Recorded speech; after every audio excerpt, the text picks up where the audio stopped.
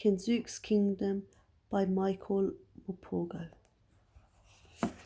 Continuing from page 149.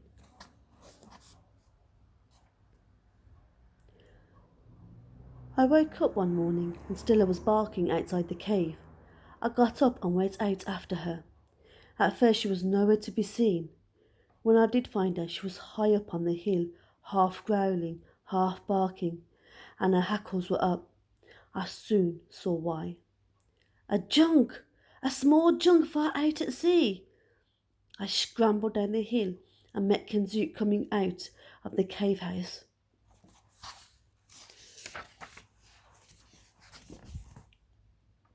Buckling his belt. "There's a boat," I cried. "The fire! Let's light the fire!"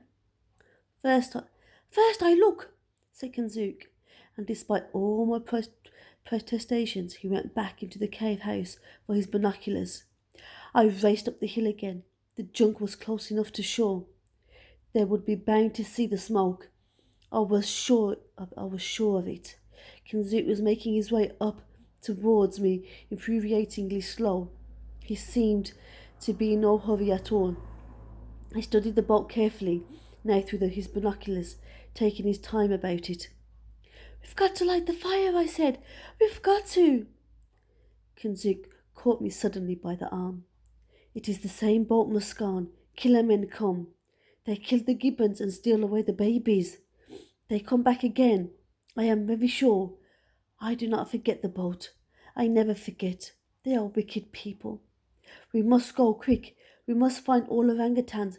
We must bring them into the cave. They must be safe there." It did not take him long to gather them in. As we walked into the forest, Kensuke simply began to sing. They materialized out of nowhere, in twos, in threes, until we had 15 of them. 4 were still missing. We went deeper and deeper into the forest to find them, singing all the while. Then 3 more came rushing through the trees, Tomochi amongst them. Only 1 was missing, Kikambu. Standing there was in a clearing in the forest, surrounded by the orangutans. Kensuke sang for Kikambu again and again, but he did not come. Then we heard a motor start up somewhere out at sea. An outboard motor. Kensuke sang out again, louder now, more urgently. We listened to Kikambu. We looked for him. We called for him. "We cannot wait any longer," said Kensuke at last. "I'll go in front of Mikasan, you behind. Bring last ones with you. Quick now." And off he went up the track, leading one of the orangutans by the hand, and still singing as we followed. I remember thinking that this was just the Pied Piper leading the children away into a cave in the mountainside. I had my work cut out at the back. Some of the younger orangutans were far too interested in playing hide and seek than following. In the end, I had to scoop up 2 of them and carry them, one in the crook of each arm.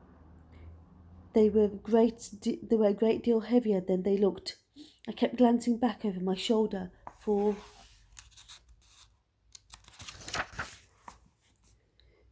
Kikambu and calling for him, but he still did not come. The outboard motor died. I heard voices, loud voices, men's voices, laughter. I was running now, the orangutans clinging round my neck. The forest hooted and howled in alarm all around me. As I reached the cave, I heard the first shots ring out.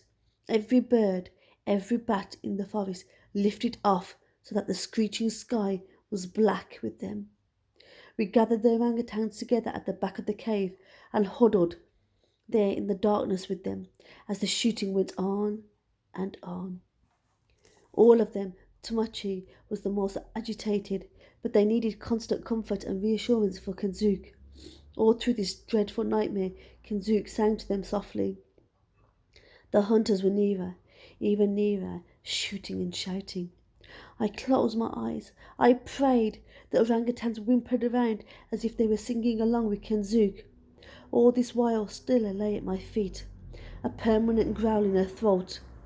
I held onto the gruff of her neck just in case. The young orangutans burrowed their heads into me wherever they could, under my arms, under my knees, and clung on.